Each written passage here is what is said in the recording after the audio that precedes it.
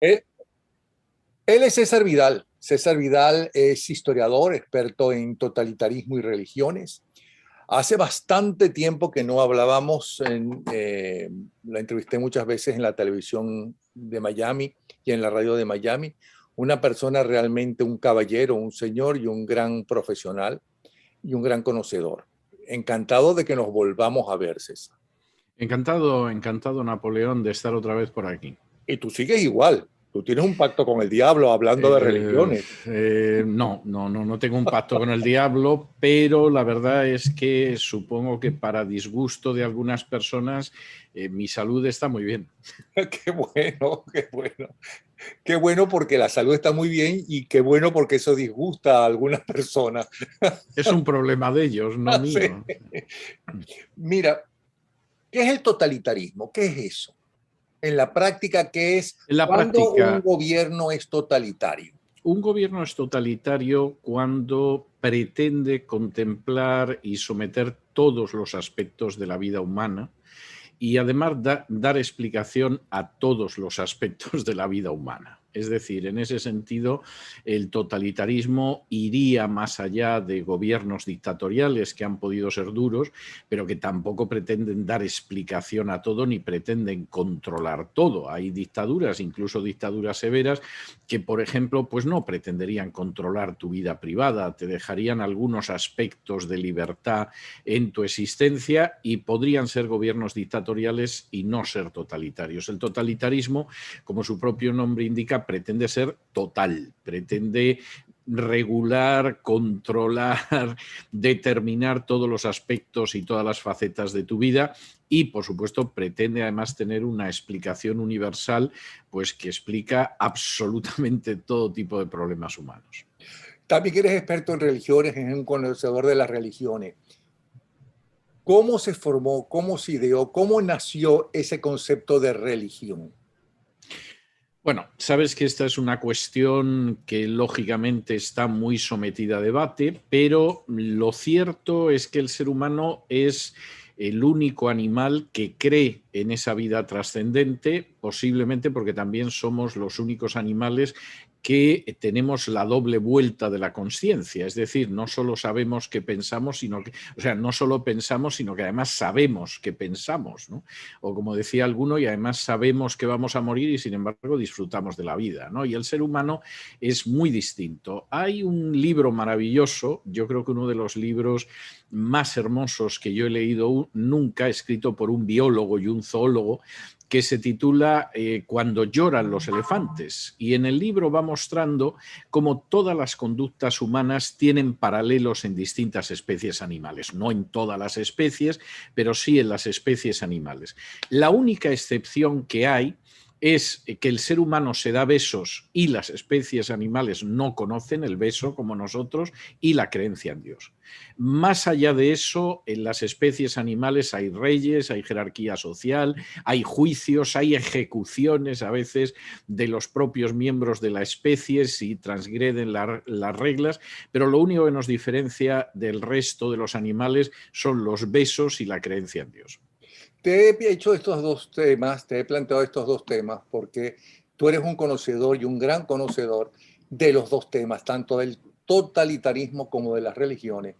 Y para el 23 y 24 de junio, en un gobierno totalitario como es el de Maduro, se desarrolla lo que en otras religiones piensan, especialmente en la religión católica, porque es la que está denunciando esto, que yo sepa solamente, anuncian que están montando un aquelarre, ¿ok?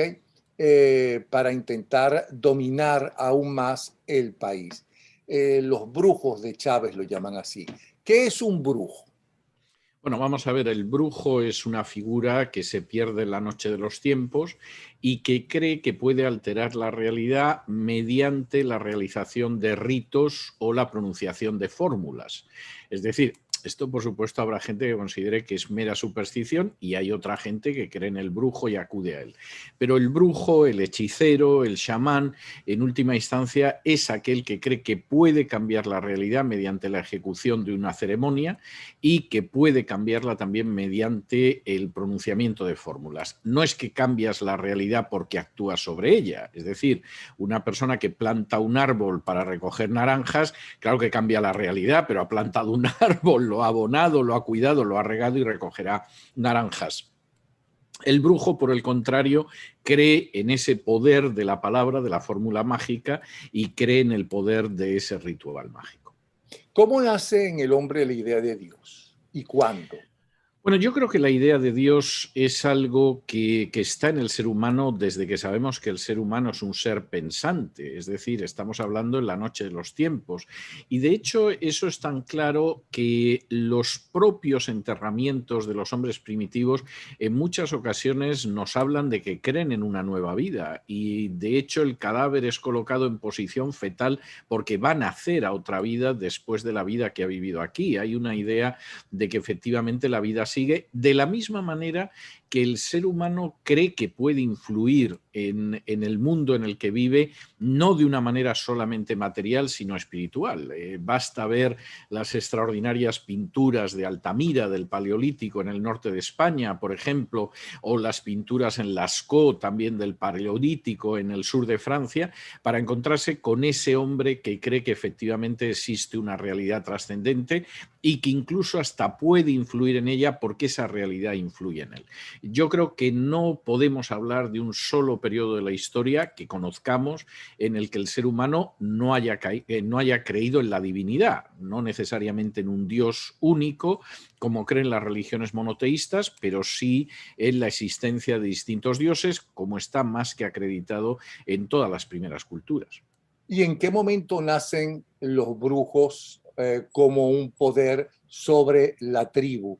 ¿En qué periodo? ¿Desde Yo un creo que desde principio? el principio esto también es un elemento que efectivamente está más que documentado. Yo estoy pensando ahora mismo en una pintura extraordinaria del Paleolítico Superior en Lascaux, en el sur de Francia, donde ya nos aparece un chamán.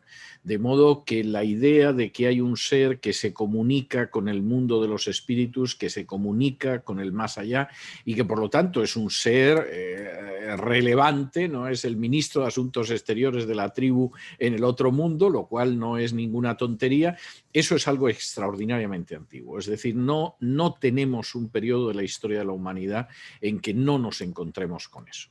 ¿Hay alguna prueba científica de la existencia de Dios y de la aparición, pruebas científicas de la aparición de Jesucristo o de Dios sobre la tierra? No hablo del Jesucristo que fue un gran dirigente, un gran líder, como evidentemente lo fue Mahoma y otros grandes, sino esto que dicen las religiones, ¿no?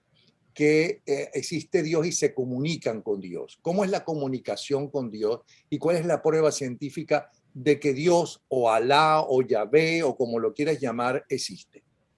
Yo no creo que se pueda hablar de pruebas científicas en ciertas áreas, ¿eh? No solamente en la teología. Yo creo que el arte escapa de las pruebas científicas.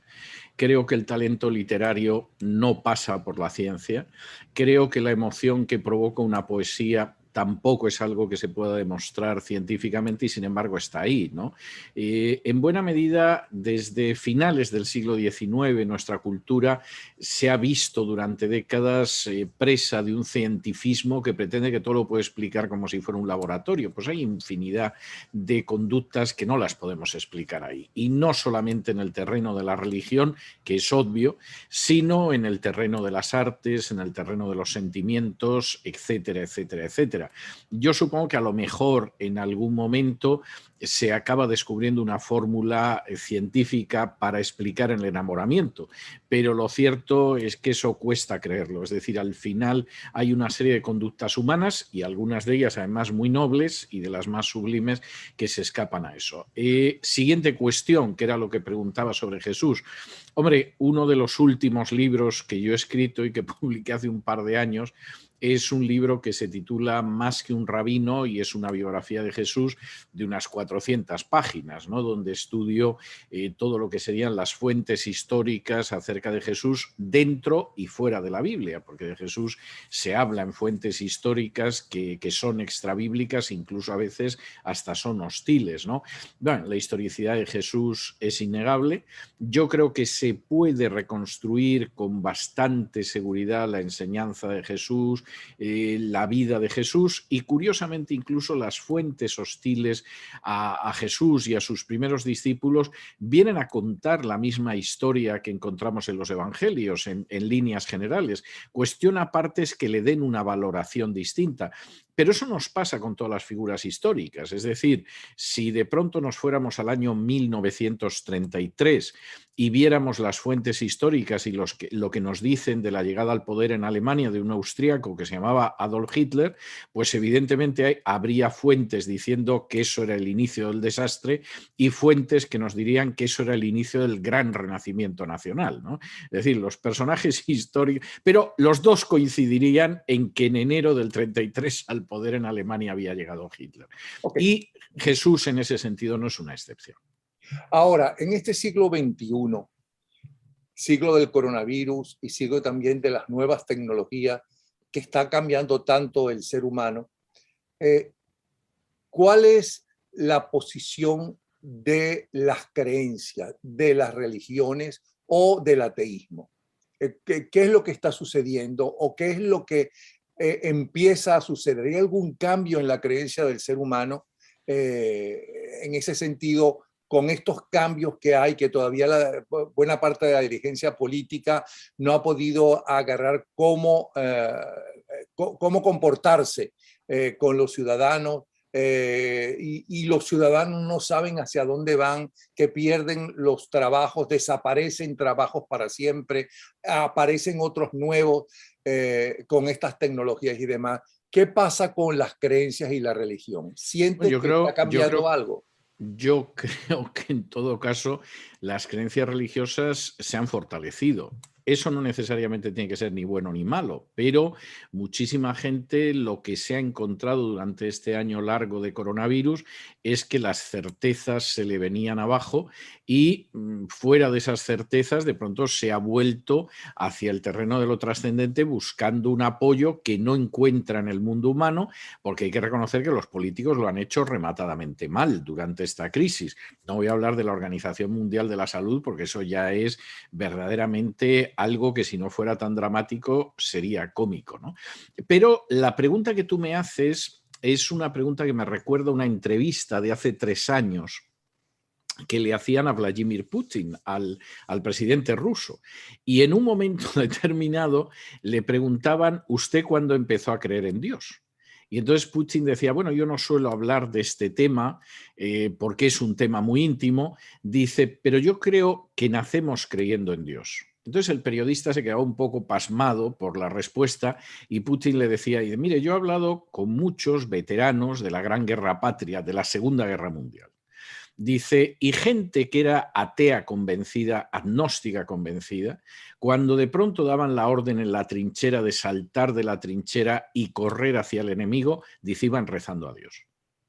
Y evidentemente, vamos a ver, esto implica que al final el ser humano en muchas ocasiones se encuentra absolutamente solo, se encuentra absolutamente a la intemperie y busca la protección en algo que va más allá de él, porque desde luego de lo que no se fía en ese momento es de las instituciones, del capitán del batallón o de cualquier otro ser, ¿no? Yo creo que esto es claro. Eso no necesariamente implica una respuesta religiosa. En algunas personas será una respuesta religiosa, en otras personas será entrar a veces en la superstición más grosera, es decir, en vez de fijarme en alguna de las grandes religiones históricas, pues yo voy a ver al brujo, o voy a ver a la echadora de cartas, o voy a ver a la psíquica. Pero evidentemente un ser humano que se encuentra en un momento determinado sin asideros, sin lugares a los que aferrarse, sin tener un sitio al que pueda acudir,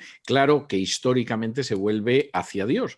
Y Vamos a ver, yo que voy sumando años con el paso del tiempo, porque esto es inevitable y tú sabes que la juventud es una enfermedad que se cura con el paso de los años. Claro, yo recuerdo que cuando yo era un adolescente en la universidad se anunciaba muy claramente que íbamos hacia un periodo de descreimiento total. Es decir, nosotros avanzábamos hacia una época en la que la gente cada vez creería menos hasta que, bueno, quedarían 4 viejecitas yendo a una iglesia.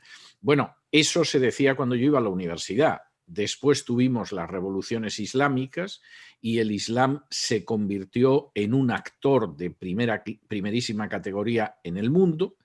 Se produjo la caída de las dictaduras comunistas en el este de Europa y el reverdecimiento de la religión en todos esos países, a veces de una manera espectacular. Se produjo el grandísimo avance de las iglesias evangélicas en Hispanoamérica, desplazando a ojos vistas a la Iglesia Católica. De manera que si yo tengo que contar lo que yo he visto en mi periodo de vida, en contra de las previsiones que eran normales en mi infancia y mi adolescencia, yo me doy cuenta de que la religión tiene un peso en muchísimas áreas que es absolutamente indiscutible y que no hubiéramos creído en ello a inicios de los años 70. ¿Por qué crees que pasa eso? Yo también siento, y lo veo no solamente por las reacciones de la gente en las redes, sino también de muchas de mis amistades, y me sorprendo, pero entonces es de los que piden la bendición, de los que te dan bendición, de ellos que nunca hablaban de religión, ahora todo el tiempo están hablando y creyendo en eso. ¿A qué se debe? ¿Qué ha cambiado? Bueno, yo creo que hay varias razones. Primero, el futuro no ha sido lo que nos dijeron que iba a ser. Es decir, teóricamente en un momento determinado, hace 30 años, nos hablaron del final de la historia. La historia no se ha acabado, ha seguido, como por otro lado algunos pensábamos hace 30 años, y además ha ido por derroteros que no esperábamos. Lo cual, como no han sido derroteros en muchos casos especialmente felices, crea un sentimiento de enorme incertidumbre y de inmensa inseguridad a muchísimas personas. Yo creo que ese es un elemento. Hay otro elemento y es que la gente se hace mayor y a medida que la gente se va acercando a la muerte, pues hombre, hay quien se lo toma como diciendo el día menos pensado me muero y se acabó y punto final, pero también hay quien dice, bueno, vamos a ver qué pasa, ¿no? Porque después del umbral de la muerte, a lo mejor no todo acaba ahí, sino que hay algo que viene después.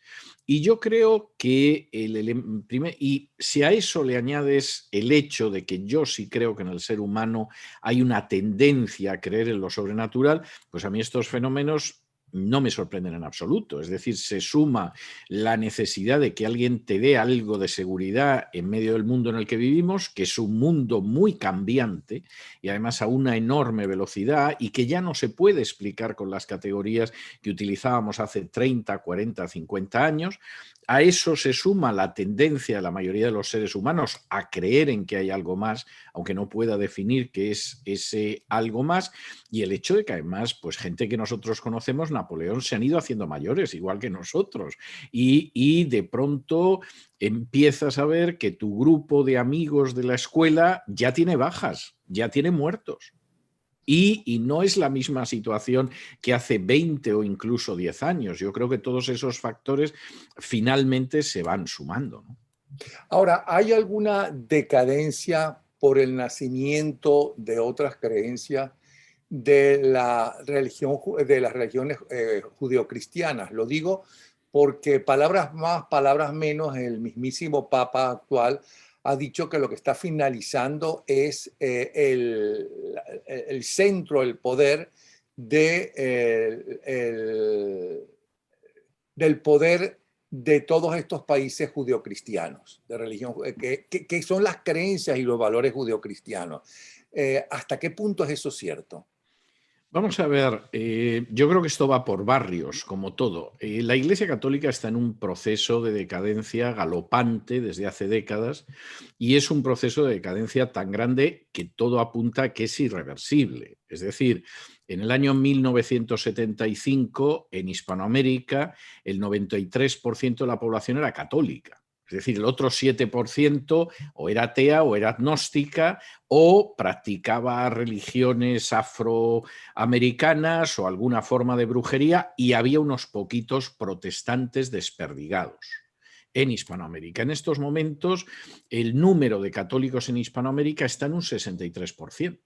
Y quizá cuando te estoy respondiendo esto está más abajo, y ese número de católicos, no digo de católicos practicantes, que entonces la cifra ya puede ser pavorosa, sino de católicos que han sido bautizados, que constan como católicos, ha pasado de un 93% a un 63%. Y estamos hablando desde el año 75, que eso no es que fuera en términos históricos ayer por la tarde, eso ha sido esta madrugada a punto de salir el sol, en términos históricos.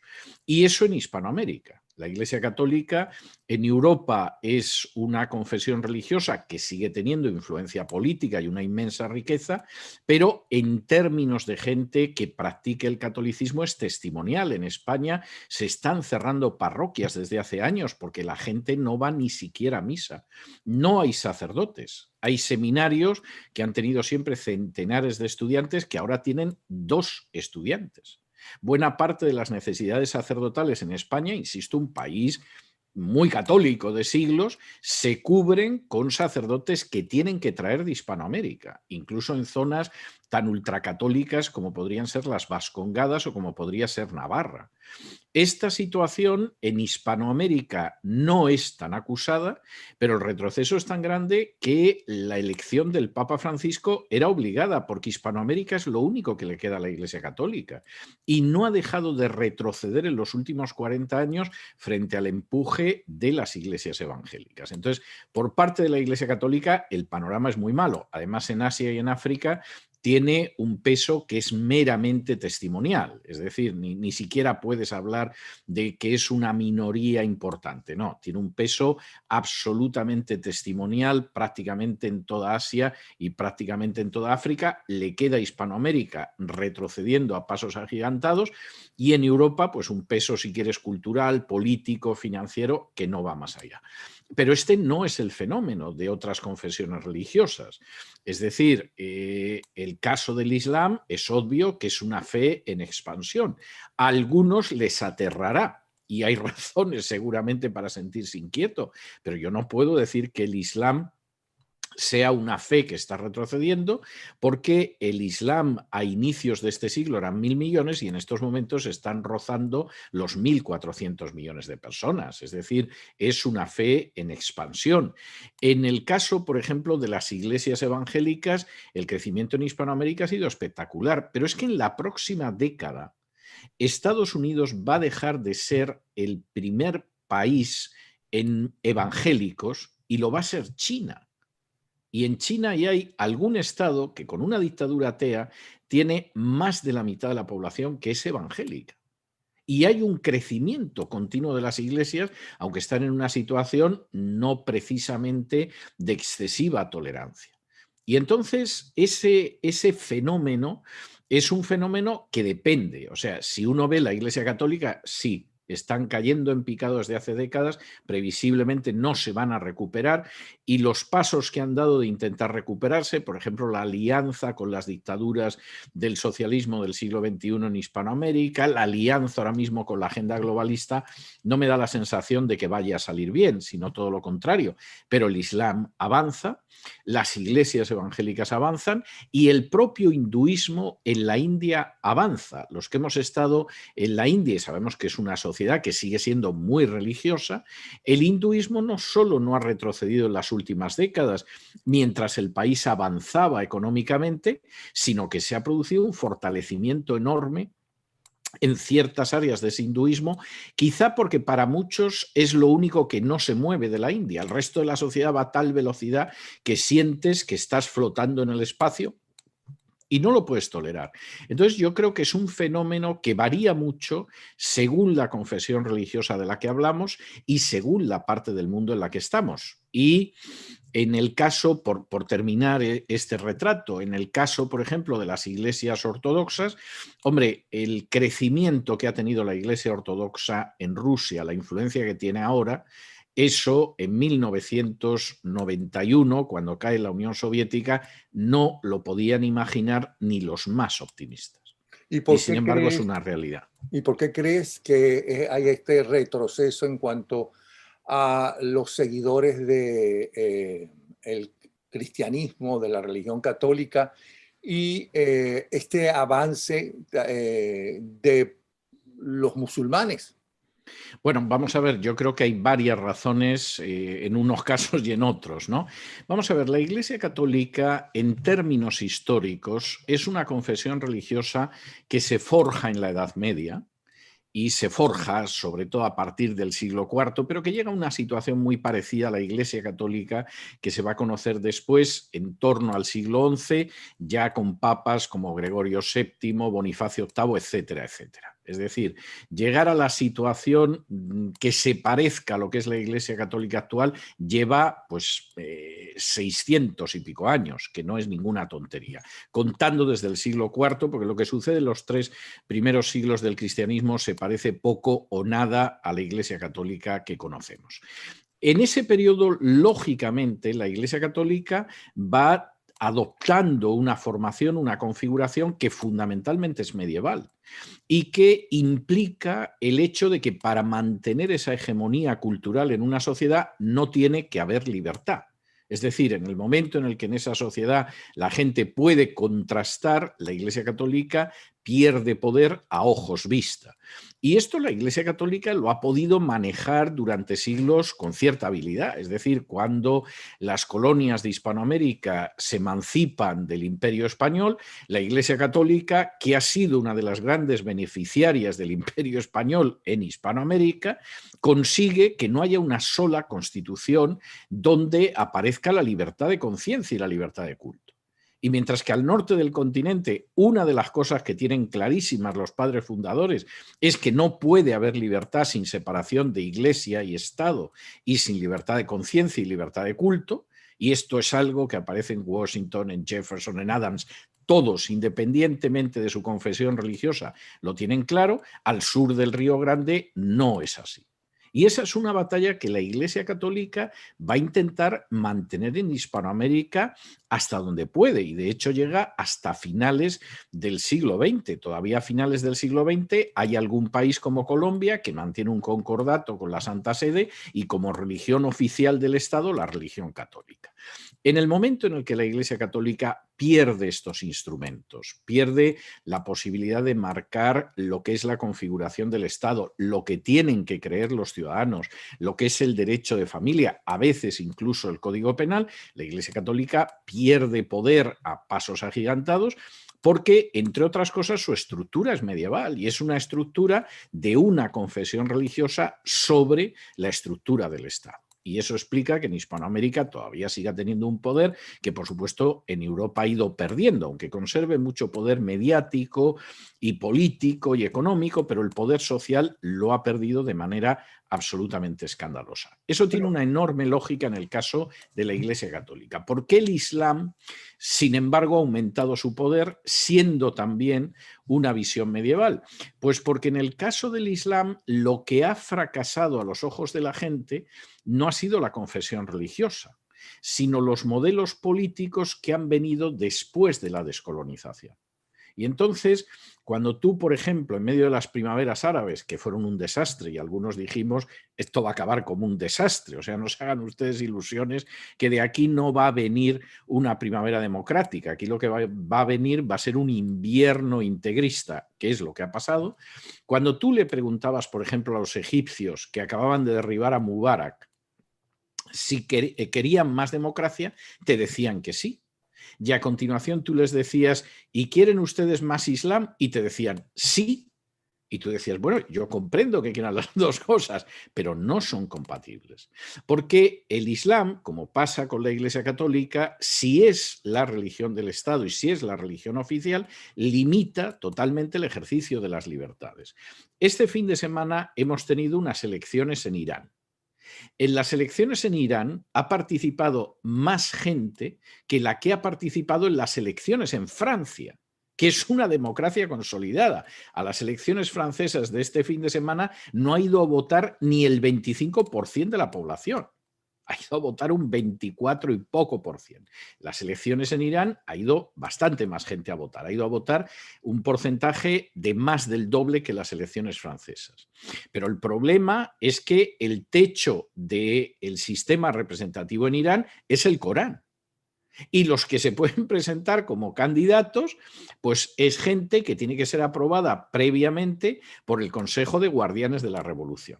Con lo cual, aunque tú tengas elecciones y aunque se presenten varios candidatos y aunque hagan campaña electoral, esa democracia nunca puede salir adelante en un país islámico, porque el techo está en la religión islámica. Y la única razón por la que se produce ese avance es porque en un momento determinado, después de décadas de fracaso, porque claro, pensemos en lo que han sido los regímenes en países islámicos después del periodo de la descolonización, lo que ha sido una Argelia, lo que ha sido una Siria, lo que ha sido un Irak, etcétera, etcétera.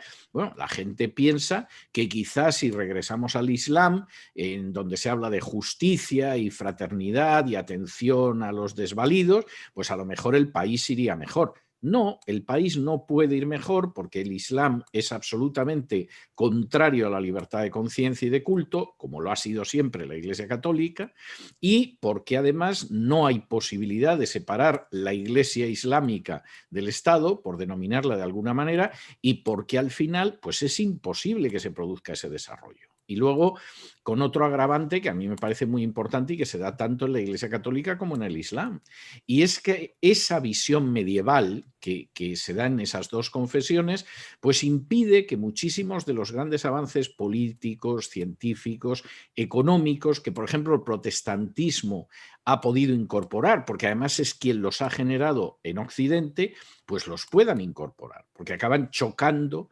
precisamente con esa disposición histórica de estas confesiones.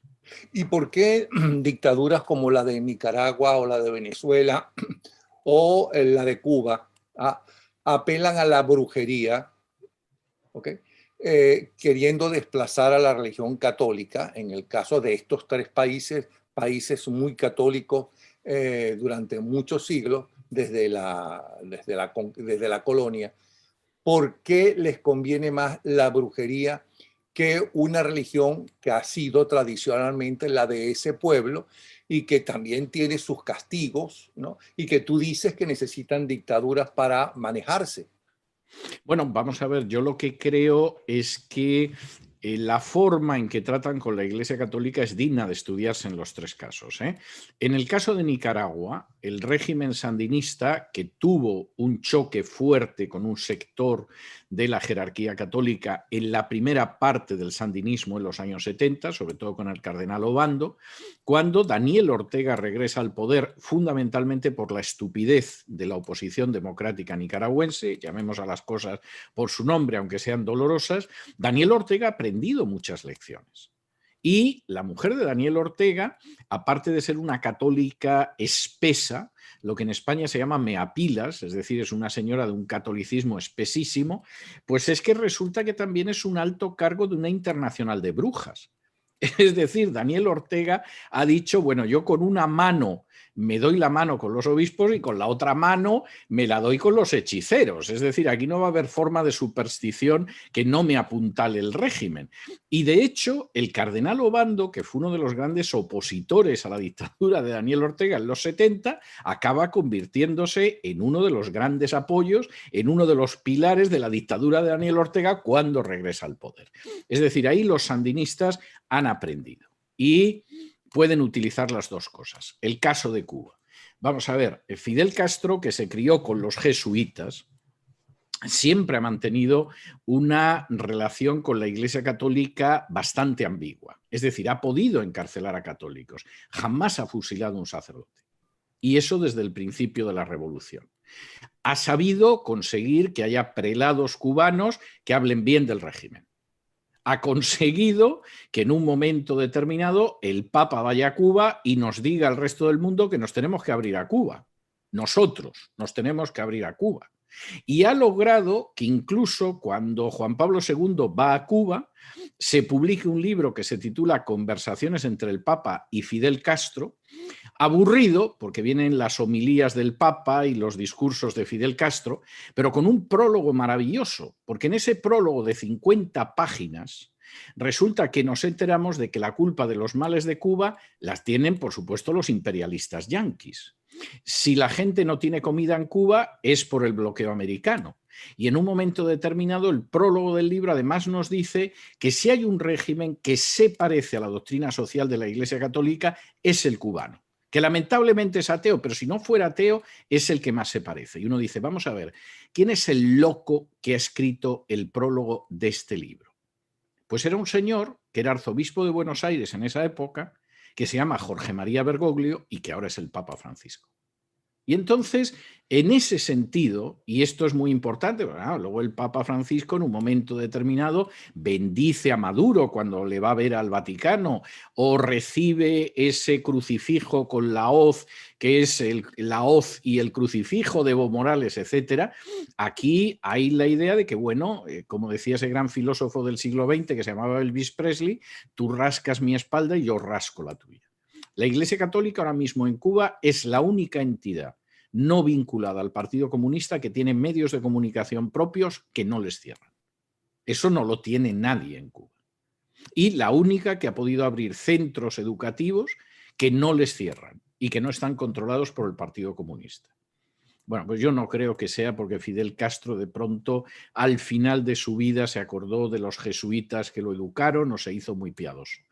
Aquí el problema es que, primero, por un lado, por parte de los dictadores, son conscientes de que hay una serie de comportamientos espirituales que les favorecen para mantenerse en el poder. Y le da lo mismo utilizar brujos que quedar bien con los obispos. Y por parte de la Iglesia Católica, que históricamente siempre ha tenido una tendencia a acostarse con el mejor postor, pues hombre, evidentemente prefiere llevarse bien con la dictadura cubana a llevarse mal. Llevarse bien con Daniel Ortega a llevarse mal.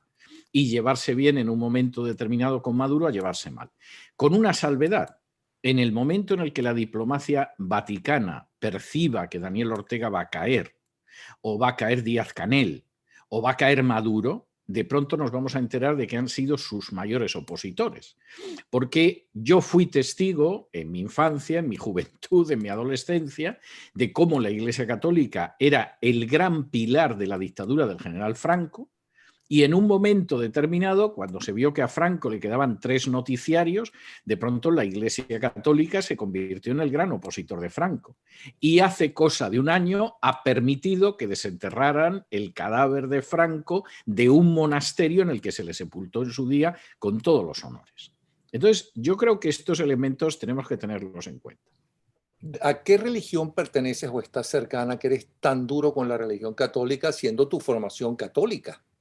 Y a lo No, mejor no, hasta no, no, no, jesuita, yo hasta no, jesuítica. yo no soy especialmente duro con la religión católica, yo soy descriptivo. Y seguramente si esta conversación, en vez de tenerla aquí, la tuviéramos en la India, estaríamos hablando de los festivales de Shiva. Y si esta conversación la tuviéramos en el Japón, seguramente estaríamos hablando del shintoísmo. Pero claro, tanto tú como yo nos movemos en un ambiente hispano. Y es imposible, dentro de un ambiente hispano, no entrar en la Iglesia Católica. Lo que es absurdo, pues ¿qué te voy a decir yo? Es que ocupemos todo el tiempo hablando de los judíos, que generalmente en nuestros países hispanos de origen, pues tienen una presencia residual. Ahora, ¿por qué en especial le dan tanta importancia a los babalao y tanto en Cuba como en Venezuela, no sé, en Nicaragua? Bueno, yo creo, vamos a ver, en Nicaragua es un fenómeno Espérate, distinto. lo digo porque durante todo este mes, y especialmente el 23 y 24 de junio, con el auspicio del partido de gobierno y del partido de la dictadura, ¿okay? Se está celebrando todo este homenaje o no sé, o misas, no sé cómo llamarlo, de los babalao, ¿ok? Que es lo que te decía al principio. ¿Por qué? ¿Qué ganan con eso? Bueno, yo creo que tiene mucha razón de ser y que además se explica en los países en concreto. Vamos a ver, lo que no tendría ningún sentido ni en Cuba ni en Venezuela, pues ¿qué te voy a decir yo? Que se dedicaran a darle una plataforma a los mormones, pongo por caso, ¿eh? No tengo ninguna simpatía en especial por la Iglesia de Jesucristo de los Santos de los Últimos Días, que es el nombre larguísimo y oficial de los mormones, pero no tiene sentido. Los mormones tendrán una presencia como mucho testimonial en Venezuela y me imagino que en Cuba todavía menos. Pero esas religiones de carácter afroamericano tienen una tradición muy larga en Cuba. Y en el caso de Venezuela, algo menos, pero también tienen una tradición histórica. Que en un momento determinado regímenes que se sostienen sobre la base de la represión y junto con la represión la indiferencia de la comunidad internacional, que pueden pronunciar condenas formales, pero que luego en la práctica tampoco mueven un dedo por acabar con esos regímenes opresivos, que esos regímenes recurran a todo tipo de posibilidades para apuntalarse en el poder, no tiene nada de particular. Es decir, tú ahí tienes una serie de personas que van a considerar que es maravilloso que la dictadura bajo la que viven pues haga guiños y dé palmaditas en la espalda y abrace a la religión a la que pertenecen. Y eso el régimen lo sabe manejar. Y yo estoy convencido de que si en un momento determinado en Venezuela o en Cuba llegaran a la conclusión, pues, ¿qué te voy a decir yo? Por decir un disparate, pero para que se pueda entender, de que una de las claves para mantener un peso social pues fuera invitar a los adventistas del séptimo día a comer a la casa presidencial los sábados, lo harían sin ningún tipo de problema. Es decir, aquí de lo que estamos hablando es de un oportunismo político que intenta, en la medida en que hay sectores de la sociedad que se van apartando, no voy a decir ya de la simpatía, sino simplemente de la tolerancia del régimen, pues es intentar tender manos hacia otros sectores que en principio pues, puedan dar la sensación de que van a aceptar por lo menos ese gobierno. Aparte de esto, Díaz-Canel, aparte de esto, Maduro cree en estas formas de brujería. Pues hombre, tampoco me sorprendería, porque no sería la primera vez en la historia de Hispanoamérica. O sea, si hemos tenido practicantes del vudú en la historia de Hispanoamérica, si hemos tenido multitud de gente que iba a ver a echadores de cartas, pero si hemos tenido un presidente en Estados Unidos y no es de los peores, que no daba un paso sin consultar a la astróloga. O sea, que incluso aparte del oportunismo político, que a mí me parece indudable, yo tampoco descartaría que puedan creer en ese tipo de supersticiones. Y toda esta gente que dice creer en un Dios, y sobre todo si se llaman cristianos o católicos, por cierto, no has hablado de los cristianos y el auge, por lo menos en Venezuela, del cristianismo y en los Estados Unidos, toda esta gente que utiliza la magia para, no para el bien, sino para dañar, para el mal, ¿no? No le tiene miedo a Dios, a su Bueno, Dios, al Dios que sea. Bueno, yo creo que hay gente que considera que es absolutamente compatible. Vamos a ver, en teoría lo que tú dices es absolutamente razonable. Es decir, se supone que una persona crea lo que crea, va a actuar de una manera que no sea incompatible con lo que cree. Eso parece lo normal, de sentido común y lo lógico. Pero la vida no es así. Es decir, ¿cuántos hemos conocido a un señor que iba a misa todos los domingos y luego tenía una querida? O tenía hijos bastardos a los que no reconocía. ¿Cuántos no hemos conocido a gente muy religiosa que se dedicaba a engañar a sus proveedores o a explotar a sus trabajadores? Sí, O pero sea, esa gente, ¿cómo reacciona? ¿Cómo piensa? No se siente mal, no se mira, siente yo hipócrita, no creo, se siente sucia. yo me imagino que en algunos casos habrá gente que sienta carga de conciencia y hay gente que integra todo. Mientras tú me preguntabas esto, yo recuerdo el caso de una señora que yo conocí, que era muy católica en España y también era muy supersticiosa, y entonces, aparte de ir a misa y rezar el rosario, iba a consultar a divinas.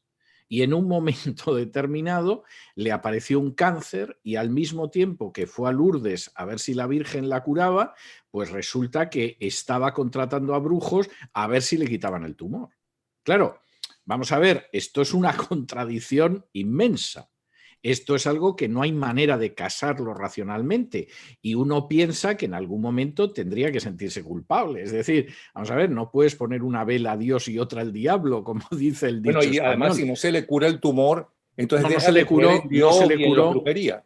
No se le curó y se murió además. O sea, ya que me preguntas el final de la historia en este caso.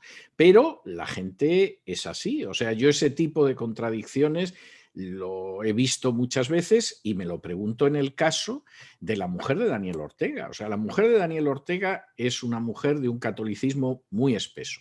Bien, yo lo entiendo. Se lleva de maravilla con la jerarquía católica de Nicaragua. Lo comprendo. Pero luego es que al mismo tiempo pertenece a una internacional de brujas.